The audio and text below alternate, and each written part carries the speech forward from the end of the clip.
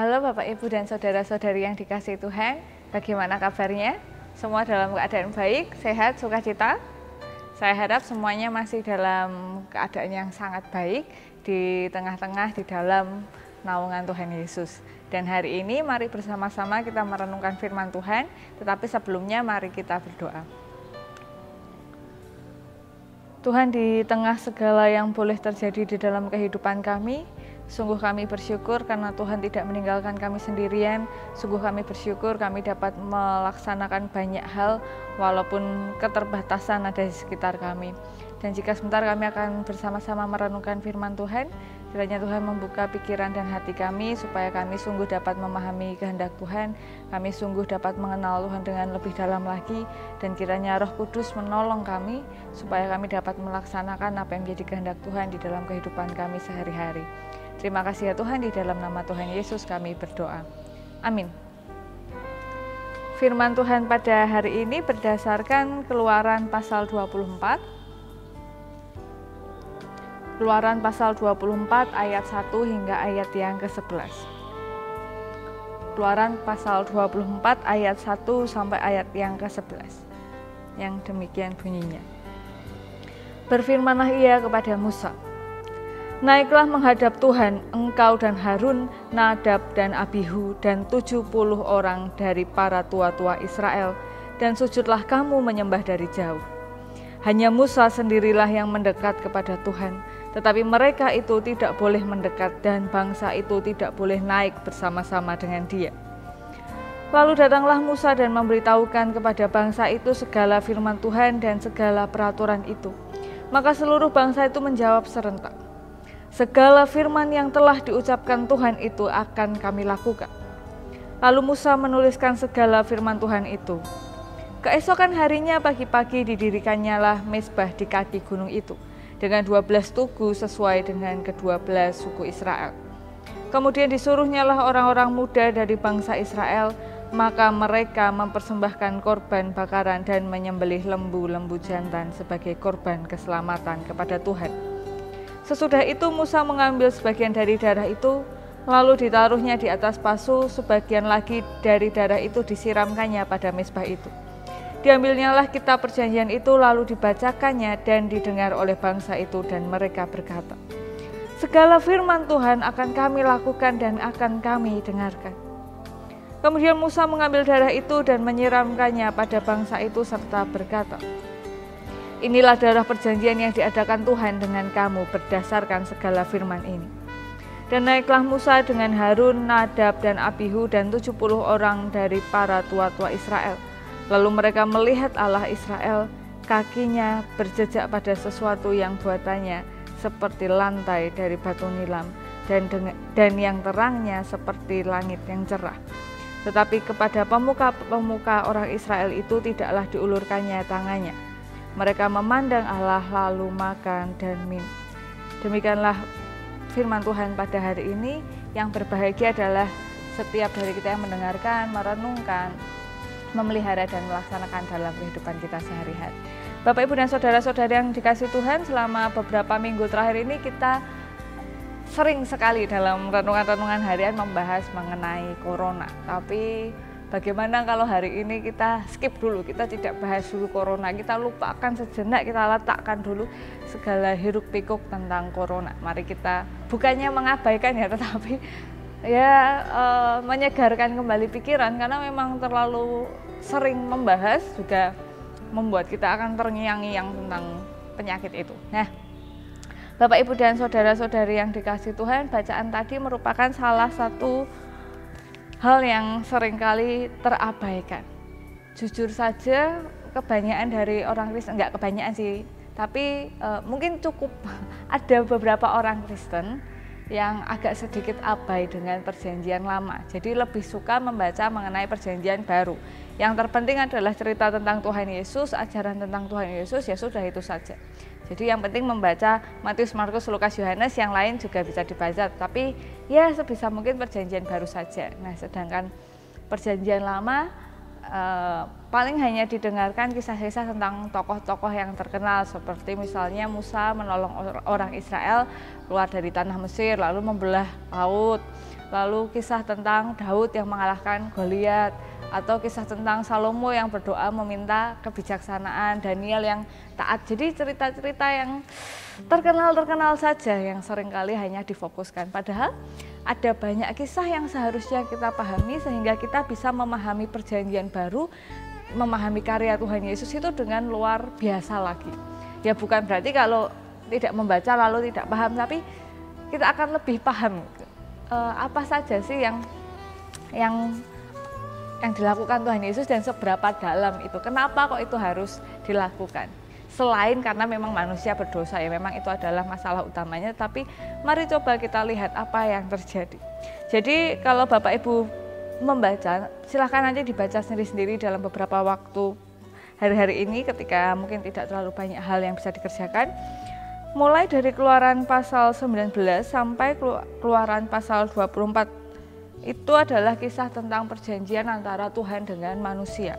Jadi dari sisinya Tuhan berjanji akan melindungi, pokoknya menjaga umat Tuhan saat itu, dan dari sisi umat diminta untuk taat. Tapi jangan dibayangkan bahwa intinya adalah taat kepada Tuhan. Tidak, ada banyak sekali secara detail yang dituliskan untuk mengatur perilaku manusia terhadap sesamanya, terhadap Tuhan dan lain-lain, pokoknya banyak sekali.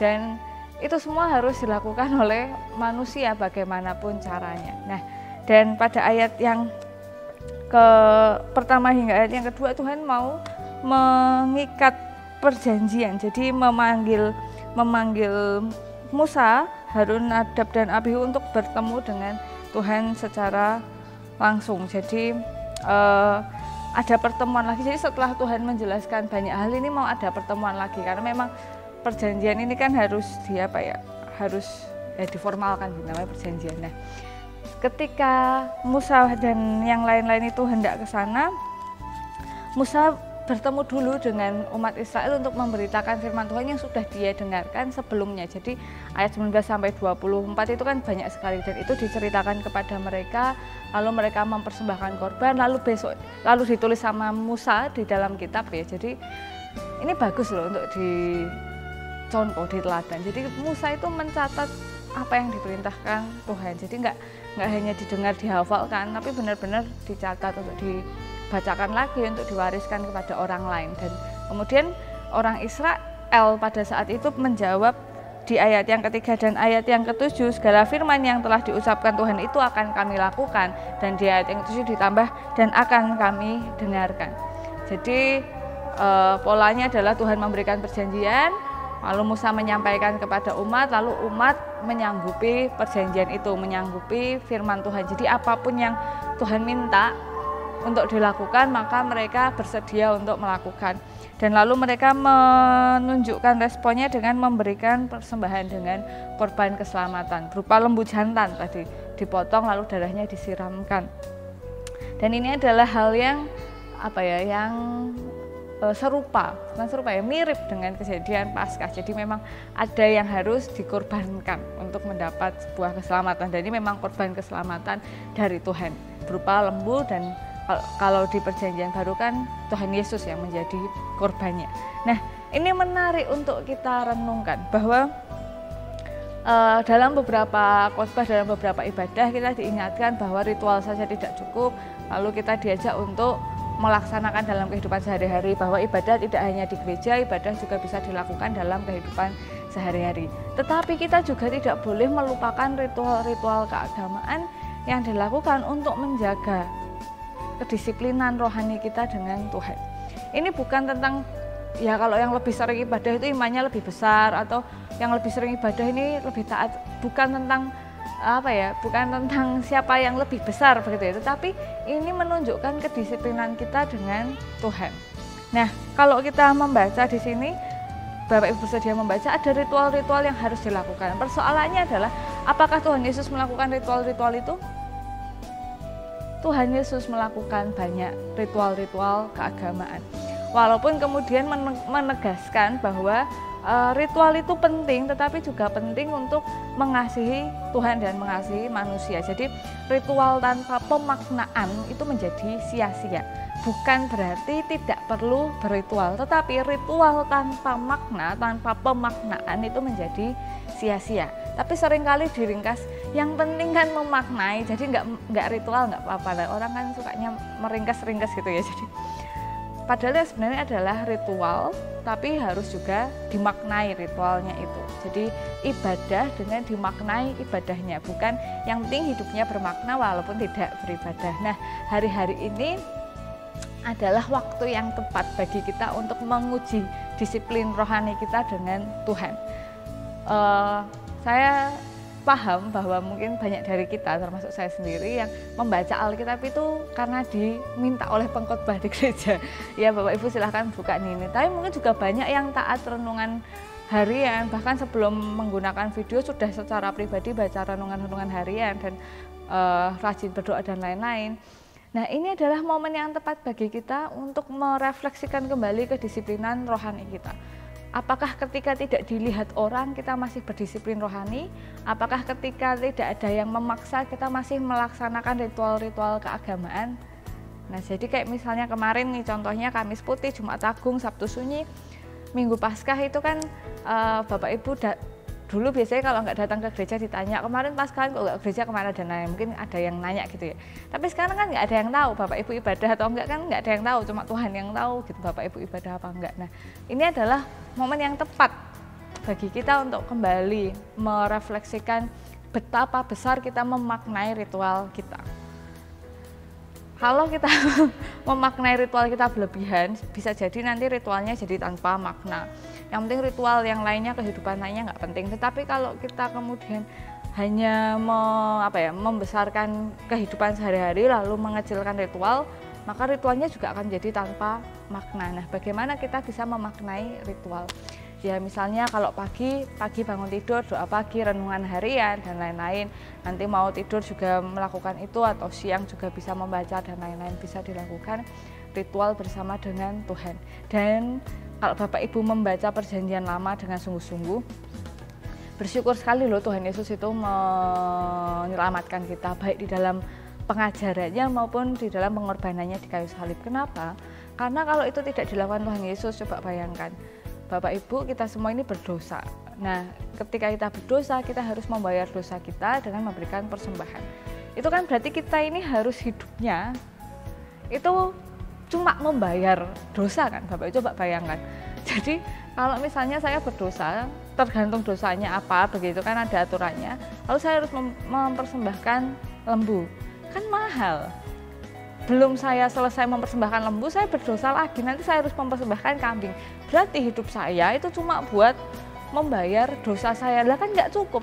Lah apa kita ini hidup lahir apa cuma begitu, kan ngeri toh. Maksudnya itu coba bayangkanlah Bapak Ibu, kalau yang pernah berhutang atau hidup dalam hutang itu kan nggak enak. Misalnya yang masih sekolah aja, utang sama bendahara kelas itu nggak bayar uang kas kan dikejar-kejar kan. Nah ini kalau hidup kita ini cuma membayar dosa terus dengan persembahan, ya nggak akan, hidup ini nggak akan bisa dinikmati seperti kita sekarang ini, karena tiap hari hanya kejar-kejaran untuk membayar persembahan. Nah, jadi Tuhan menyelamatkan kita ini bukan peristiwa yang sepele gitu, maksudnya ini hal yang besar banget loh. Nah, tapi kita kadang nggak ngerasa sebesar itu karena kita nggak baca Perjanjian Lama. Jadi mari bersama-sama kita melihat kembali ritual keagamaan kita nih. Orang Israel waktu zamannya Musa sungguh-sungguh mereka berpersembahan karena mereka tahu ini aku harus bayar dosaku kepada Tuhan, enggak ini aku benar-benar bisa dihukum. Nah, kita ini karena tidak punya kewajiban membayar dosa karena sudah dibayar oleh Tuhan Yesus, jadi ritual keagamaan kita jadi kurang butoi gitu, bahasa Jawa, bahasa Indonesia nggak tahu apa, kurang memaknai karena merasa kurang kurang terikat. Kalau orang misalnya di kamar rumah sakit itu berdoanya pasti lebih sungguh-sungguh daripada orang di dalam kehidupan biasa karena nggak butoi. Nah, bagaimana kita menjalani ritual harian kita dengan Tuhan, berdisiplin rohani, ritual keagamaan kita ini dengan penuh makna. Jadi mari kalau kita berdoa ya berdoa dengan sungguh-sungguh, baca Alkitab ya dengan sungguh-sungguh, agar setiap hal yang kita lakukan itu penuh dengan makna dan kita paham kenapa kok harus berdoa, kenapa kok harus membaca, kenapa kok saya harus memuji Tuhan. Nah, mari kita meningkatkan disiplin rohani kita. Jadi Ya kita ini orang Kristen, memang mungkin kalau sekilas gitu nggak banyak peraturan yang harus begini begitu, tapi sebenarnya kalau mau baca ada proses kenapa kok kita nggak punya banyak peraturan kayak gitu, dan itu harus dihargai. Jadi mari membaca Alkitab yang tipis ini, kebetulan ini kecil ya, jadi kelihatannya kecil. Nah, mari dibaca sungguh-sungguh, kita berdisiplin rohani, kita jangan main-main dalam menjaga hubungan kita dengan Tuhan. Amin. Ya kan, nggak bahas corona kan. Sekali-sekali lah kita mau refresh pikiran kita. Nah, mari kita berdoa. Tuhan, kiranya Tuhan menolong kami untuk berjalan bersama Tuhan di dalam kehidupan sehari-hari, dan kiranya Tuhan menolong kami supaya kami dapat berdisiplin di dalam menjaga iman kami, di dalam menjaga relasi kami dengan Tuhan melalui setiap ritual keagamaan yang bisa kami lakukan, baik secara individu maupun secara komunal. Dan kiranya Tuhan menyertai kami sepanjang hari ini di dalam kami melaksanakan aktivitas kami. Ada dosa dan kesalahan, kiranya Tuhan berkenan mengampuni kami dan memulihkan kami menjadi manusia yang lebih baik lagi. Di dalam nama Tuhan Yesus kami berdoa. Amin. Ya, demikian yang dapat saya sampaikan. Semoga dapat jadi berkat, semoga dapat bersama-sama mengingatkan kita semua, semoga dapat menjadi hiburan bagi kita semua. Selamat berkarya, beraktivitas, Tuhan memberkati kita semua. Sampai jumpa.